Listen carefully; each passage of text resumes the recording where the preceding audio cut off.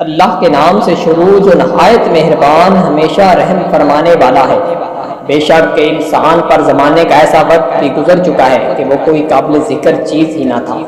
بے شک ہم نے انسان کو مخلوق نطفہ سے پیدا فرمایا، جسے ہم تولد تک ایک مرحلہ سے دوسرے مرحلہ کی طرف پلٹتے اور جانچتے رہتے تھے۔ بس ہم نے اسے ترتیب سے سننے والا پھر دیکھنے والا بنایا۔ بے شک ہم نے اسے حق و باطل میں تمیز کرنے کے لیے شعور و بصیرت کی راہ بھی دکھائی، اب خواہ وہ شکر گزار ہو جائے یا نہ شکرا۔ بے شک ہم نے کافروں کے لیے پاؤں کی زنجیریں اور گردن کے طوق اور دوزخ کی تہتی آگ تیار کر رکھی ہے۔ بے شک مخلص اطاعت گزار شراب طہور کے ایسے جام پئیں گے جس میں خوشبو، رنگت اور لذت بڑھانے کے لیے کافور کی آمیزش ہوگی۔ کافور جنت کا ایک ایسا چشمہ ہے جس سے خاص بندگان خدا یعنی اولیاء اللہ پیا کریں گے، اور جہاں چاہیں گے دوسروں کو پلانے کے لیے اسے چھوٹی چھوٹی نہروں کی شکل میں بہا کر بھی لے جائیں گے۔ یہ بندگان خاص وہ ہیں جو اپنی نظریں پوری کرتے ہیں اور اس دن سے ڈرتے ہیں جس کی سختی خوب پھیل جانے والی ہے،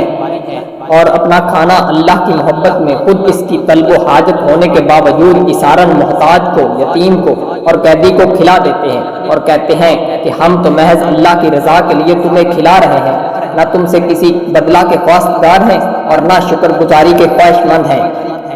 ہمیں تو اپنے رب سے اس دن کا خوف رہتا ہے جو چہروں کو نہایت سیاہ اور بدنما کر دینے والا ہے۔ بس اللہ انہیں خوف الہی کے سبب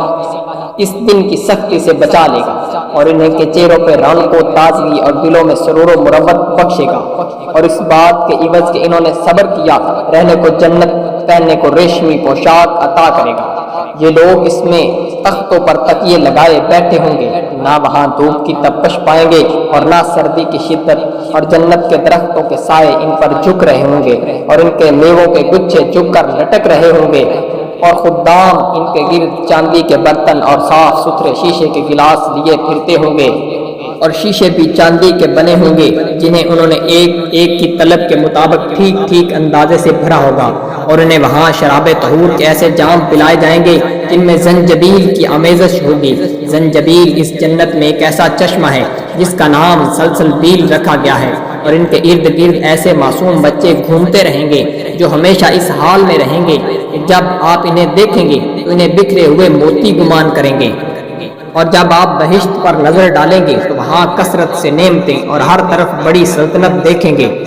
اور ان کے جسموں پر باریک ریشم کے سبز اور دبیز اطلس کے کپڑے ہوں گے، اور انہیں چاندی کے کنگن پہنائے جائیں گے، اور ان کا رب اپنی پاکیزہ شراب پلائے گا۔ بے شک یہ تمہارا صلہ ہوگا اور تمہاری محنت مقبول ہو چکی۔ بے شک ہم نے آپ پر قرآن تھوڑا تھوڑا کر کے نازل فرمایا، سو آپ اپنے رب کے حکم کی خاطر صبر جاری رکھیں، اور ان میں سے کسی کاذب و گناہگار کافروں نہ شکر گزار کی بات پر کان نہ دھریں، اور صبح و شام اپنے رب کے نام کا ذکر کریں، اور رات کی کچھ گھڑیاں اس کے حضور سجدہ ریزی کیا کریں، اور رات کے بقیہ طویل حصہ میں اس کی تسبیح کیا کریں۔ بے شک یہ طالبان دنیا جلد ملنے والے مفاد کو عزیز رکھتے ہیں، اور سخت بھاری دن کی یاد کو اپنے پس پشت چھوڑ دیتے ہیں۔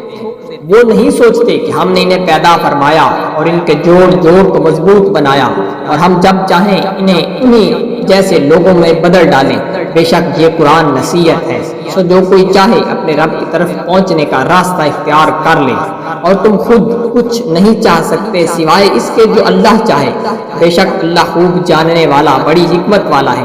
وہ جسے چاہتا ہے اپنی رحمت کے دائرے میں داخل فرما لیتا ہے،